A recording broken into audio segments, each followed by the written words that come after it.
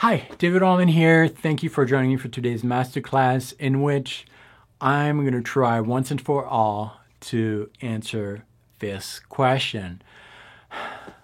What mode am I playing in? And how do I make this idea sound Dorian or Phrygian? Or there's tons of confusion on the subject, and it seems that it's going to be an ongoing source of confusion until you sit down and hopefully you're explained in a way that resonates with you. Hopefully this is the way.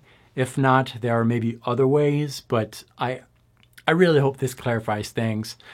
It's maybe not what you think. As a player, you don't have much control as to which mode to bring out. It's not about you. It's about what you're playing over. Anyways, let's get started. Hopefully this lesson is really going to clarify some confusion that a lot of students have when it comes to modes.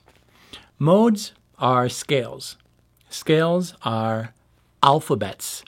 You use alphabets to create words, licks. You use words to create sentences, musical ideas.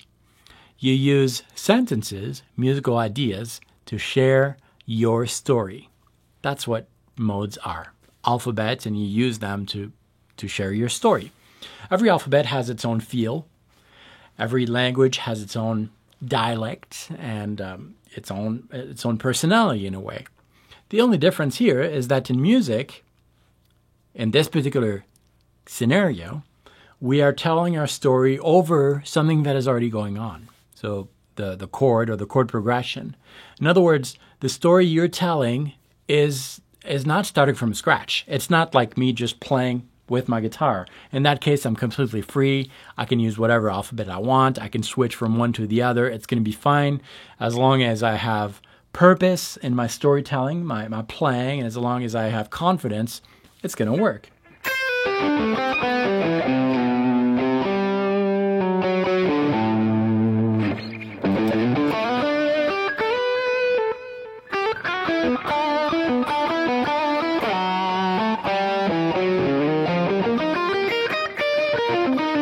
See, I changed alphabets there, and it made sense because the only rule that I had was to be confident in my storytelling. I didn't have to match any scenario, any predetermined scenario. Well, that's not so always the case if I'm playing over a chord. For instance, if I'm playing over a C major 7 chord. Now the story I'm going to tell has this chord as a background. I need to match the notes of the chord. So in this case, the C major 7, we have a root, a major 3rd, a 5th, a major 7. Well, the scale, the alphabet I'm going to use, needs to have these 4 notes. The other notes in between can be up to me. So a possible alphabet would be the C major alphabet.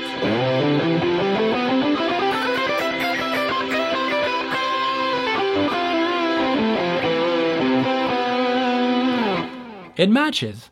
The story I was telling matched the guideline that was given to me by the chord or the chord progression.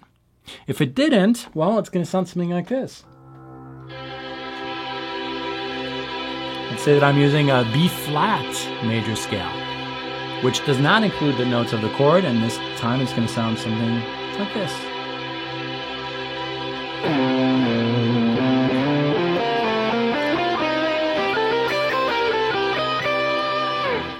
Those two things clash. I'm not respecting the musical elements. I'm not respecting the chords.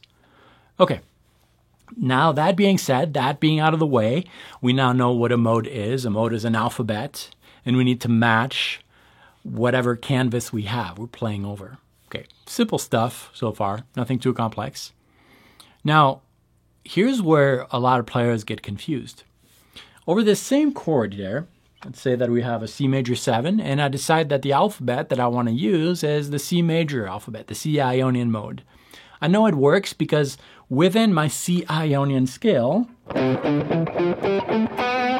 a 7-note scale, 4 notes can be extracted, the notes of my chord. So that works, okay? So let's say that I'm deciding that C major 7 chord, I'm going to consider that a C Ionian background. I improvise over that, no problem.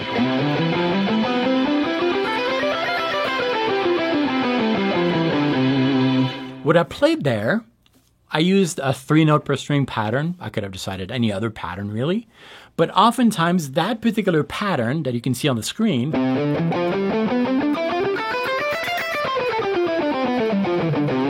is called the Ionian pattern. Okay, so far, no problem. That's what it's called. Now, that pattern was just one short, smaller, narrow area of the fretboard. I could have decided to place these notes somewhere else on the fretboard. That's the cool thing on the guitar. You can choose to play one note here, but you can play the same exact pitch somewhere else here. So you can play the same exact pitch, multiple strings, multiple frets, as opposed to a piano where you hit one note, that's the only place you can hit it. Well, okay, let's use that fact. Now, the 7 notes of my C Ionian mode, alphabet, can be placed. We're going to place these all over the fretboard. Anytime I have one of these 7 notes, I will put a dot, and then you can see that. Well, that's a lot of options. But really, in essence, we're only playing 7 notes over and over, right? Whichever of these notes you choose, that's going to be within that scale. All these notes are going to work, okay? Your ear doesn't really, can't really tell if you're playing in this area of the fretboard or this one, right? It has no clue, and it really doesn't care. Only guitar players care. That kind of helps you organize your thoughts on the guitar. Okay, now that being said, we can organize our fretboard into multiple zones, multiple shapes, right? An infinite number of shapes, really. But there's one of the conventions, or one of the ways to organize that is with a 3-note per string patterns. Not that that's the only way. The Cage system is another one, and it's awesome. I recommend knowing all of them. Eventually, you won't think in terms of shapes. But one way to think about it is to organize your fretboard into 3-note per strings. Okay, cool. Now, we can do that all over the fretboard, and that'll give us really 7 shapes. 7 shapes. So if you're still in C major, over that C major chord, and we're considering that we're in a C Ionian alphabet, well, I could play any of these shapes. Here's the first one.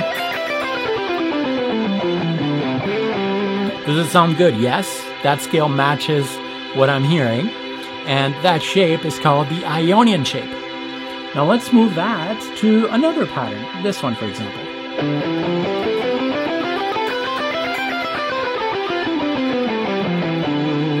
That shape is called the Dorian shape. Am I still playing in C Ionian though? Well, yeah. Yes, absolutely. Because the chord I'm playing over is the same. It's a C major 7 chord. The notes that I picked here are extracted from that full C major scale. I'm just having 7 notes, really, organized in a different area of the fretboard. Can the ear tell you that, well, you're playing in this position? Or this one? No, it has no clue, and it doesn't care. Guitar players care. It helps them organize your thoughts and memorization of the fretboard, but that doesn't matter.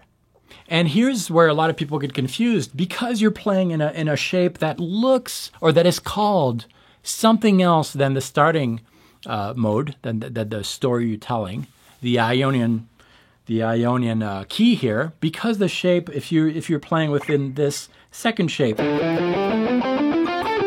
that's called the Dorian shape. Are you playing Dorian? No, you're not. You're playing C Ionian, but that's where the confusion comes. If you were to play this on a piano, you wouldn't really, the question wouldn't really be asked, because on the piano, well, you don't really see those as shapes. You've got a scale that you can repeat in octaves. So that's where the confusion comes. No matter how hard you play the notes within that shape, you're still going to sound Ionian, because all the notes you're playing are attracted to that chord.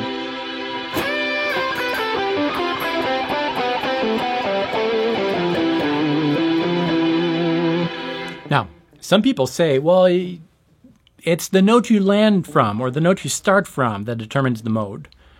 No, not at all. Because that would mean that what determines our traditional Greek alphabet, A, B, C, D, E, F, G, in order to be within that alphabet, all the words need to start with the letter A. No, not at all.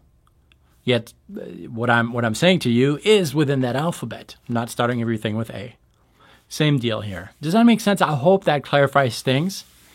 So really, as a lead player, when you hear something like a chord progression, oftentimes you don't have many choices as far as which scale to use, because the scale is determined by the chord or the chords you're playing over, not the notes you're starting from. I could play a musical idea starting from the first note of Ionian. It would sound good. But I could also start an idea starting from the third note. It still matches. I could start a note from this, an idea from the seventh note. Those are just words within the same alphabet, the Ionian alphabet. I hope that clarified things a little bit. I really, really hope so. If you have any questions, leave them below. Let me know. And if you want a little bit of clarifications on this, I'm going to tell you about it right now. So I've got a course. It's a big course called the Guitar Infusion course. You might have heard about it.